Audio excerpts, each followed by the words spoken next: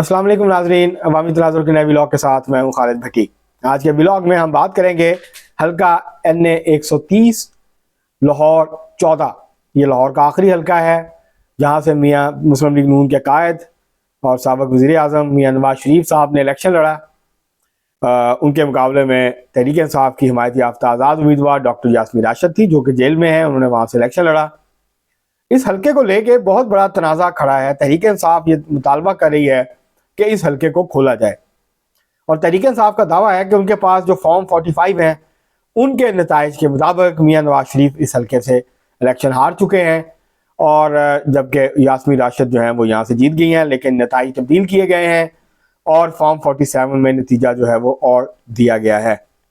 आज हम कुछ चीज़ों का जायज़ा लेंगे, और उनका ये भी दावा है कि कुछ पोलिंग स्टेशन ऐसे हैं जहाँ पे कि 80 से 90% तक जो है वो पोलिंग हुई है, जबकि इस हल्के में जो एवरेज पोलिंग है जो मुल्क के मुख्तलिफ हल्कों में होती है वही इस हल्के के अंदर भी हुई है।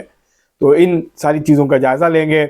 जो सबूत के नाम पे चीज़ें अब तक तरीके साहब सामने लेकर आई है, उसका भी जायज़ा लेने की कोशिश करेंगे आज की व्लॉग में।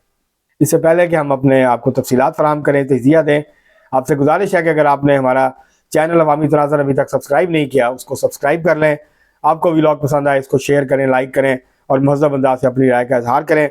अपने दोस्तों, फैमिली मेम्बर्स को इस वीडियो को फॉरवर्ड करें, शेयर करें, ताकि ज़्यादा लोगों तक ये पहुँच सके।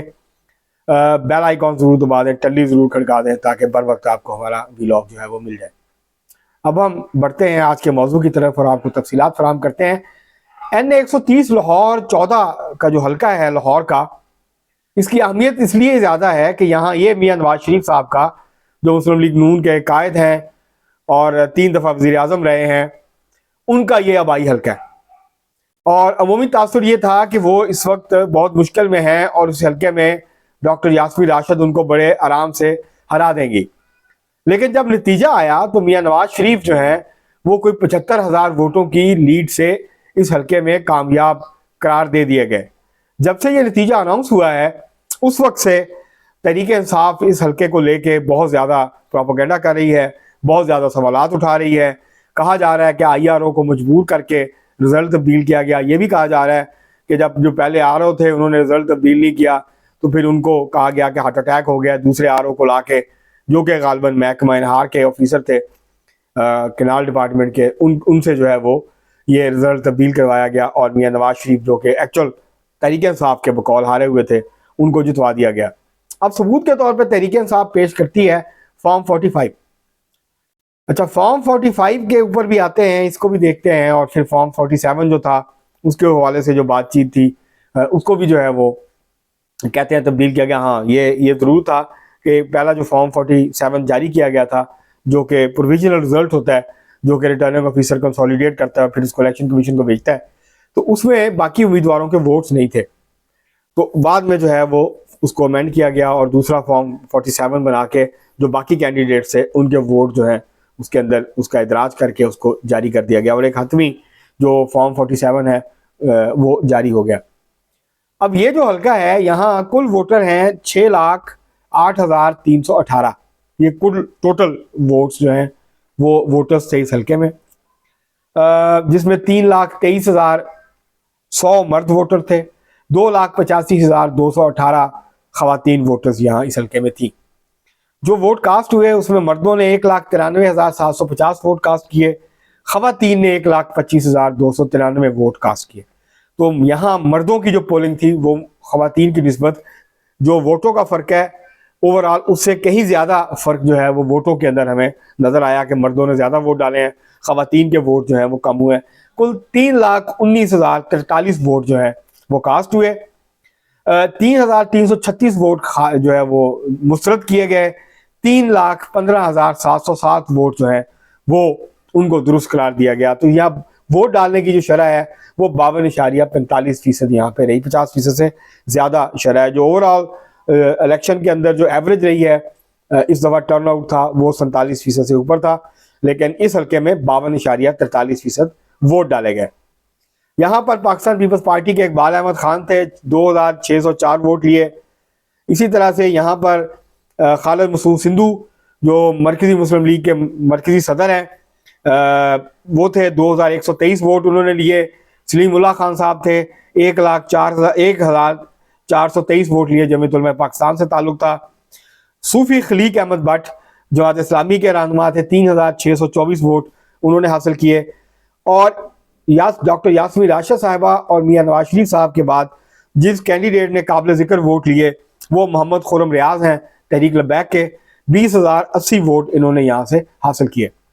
मियां नवाज शरीफ साहब ने यहाँ से 1,79,310 वोट हासिल किए। इस हल्के से 1,79,310 वोट उनके हिस्से में आए। जबकि डॉक्टर यास्मीन राशिद जो है साहबा जो है उन्होंने जो आज़ाद उम्मीदवार थी, तहरीक इंसाफ की हमायत थी, उनको जेल में उन्होंने इलेक्शन लड़ा, उन्होंने 1,04,485 वोट हासिल किए। तो इस तरह कोई 75,000 वोटों के फ़र्क से मियां नवाज शरीफ जो है इस हल्के का इलेक्शन जीते। अब तहरीक इंसाफ ये कह रही है कि जो इब्तदाई नतायज आ रहे थे और जो उनके पास फॉर्म 45 था, उनके पास उनके बकौल जो फॉर्म 45 था उसमें डॉक्टर यास्मीन राशिद को लीड हासिल थी। फिर जब फाइनल रिजल्ट आया तो वो लीड ख़त्म हो गई और जो है वो धांधली करके और जो है मियां नवाज शरीफ को जितवा दिया गया। अब जो टोटल रिजल्ट आया है उसके अंदर कोई 1,000, 2,000 या 5-10,000 का फ़र्क नहीं है, उसके अंदर पूरे 75,000 वोटों का फ़र्क है। अब तहरीक इंसाफ जो है उनके एक रहनुमा हैं, वो आए थे कुछ दिन पहले, गालिबन इजाज साहब नाम है उनका, डॉक्टर यास्मीन राशिद के वो ब्याह पे आए थे।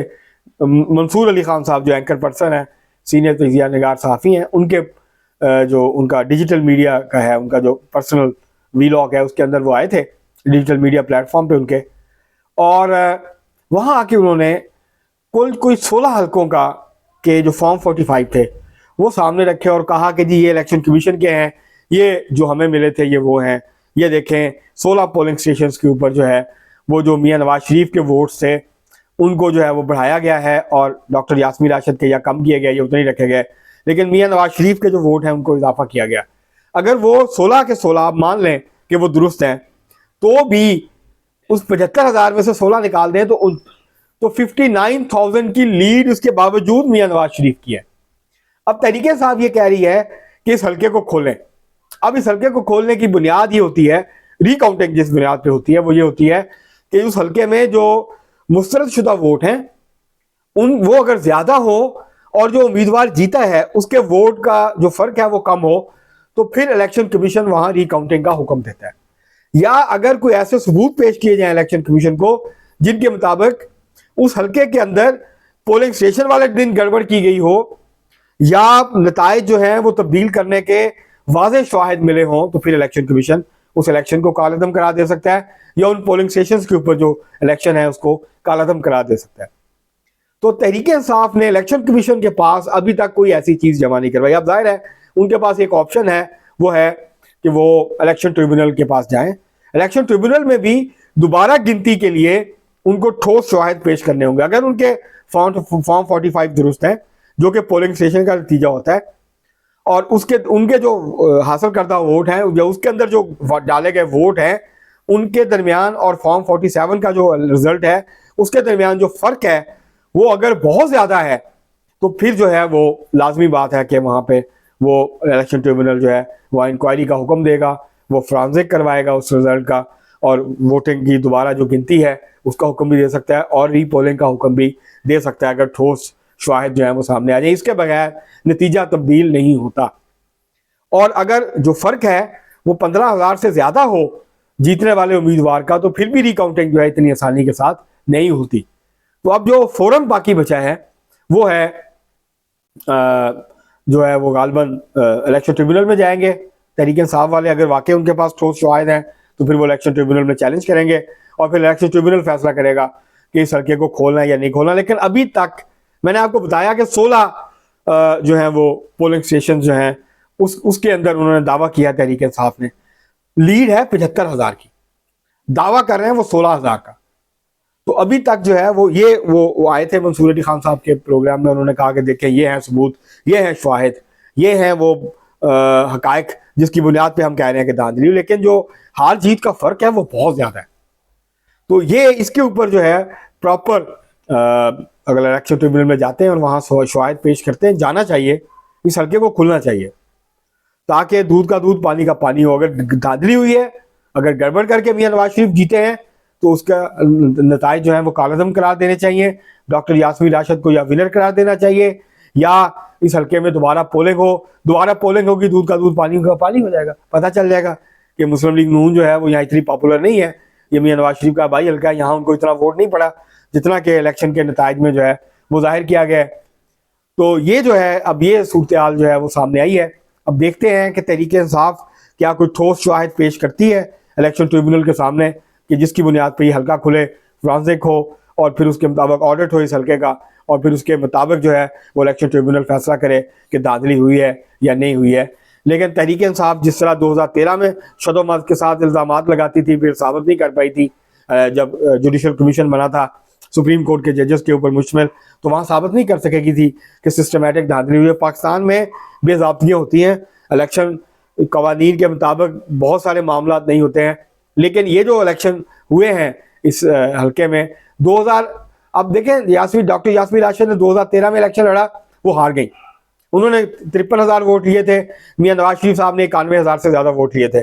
फिर बाई इलेक्शन हुआ यहाँ, जब मियां नवाज शरीफ को 2017 में जो है वो डिस्क्वालीफाई किया गया, तो मियां जो थी उनकी अहलिया कुलसूम नवाज शरीफ साहबा वो यहाँ से इलेक्शन जीत गई थी। उसके बाद पिछली दफ़ा 2018 में डॉक्टर यास्मीन राशिद ने यहाँ से इलेक्शन लड़ा, उन्होंने 1 लाख जो है वो 12,000 के करीब वोट लिए, जबकि उनके मद्दे मुकाबल जो थे उन्होंने बल्कि 1,06,000 वोट थे डॉक्टर यास्मीन राशिद के, और 1,23,000 वोट थे वहीद आलम खान जो मुस्लिम लीग नून के उम्मीदवार थे। तो ये ऐसा नहीं है कि डॉक्टर यास्मीन राशिद ने कभी यहाँ से इलेक्शन जीता। अब वो कह रहे हैं कि हाँ मैं जीती हूँ, लेकिन अब उनको सेनेट के लिए भी नामजद कर दिया गया। अब देखते हैं कि वो किस हद तक इसको कंटेस्ट करती हैं और फिर जो है इसके नतायज को जो है वो सामने लाते हैं। लेकिन जो शवाहिद हैं अभी तक जो पेश किए गए हैं वो ऐसे नहीं लग रहे कि यहाँ कोई बहुत बड़े पैमाने के ऊपर जो है वो धांधली करके नतायज को तब्दील किया गया। लेकिन जब ऑडिट होगा, इंक्वायरी होगी, प्रॉपर इन्वेस्टिगेशन होगी, तो फिर हकायक जो है वो सामने आ जाएंगे। अब तक के लिए इतना ही, बहुत शुक्रिया।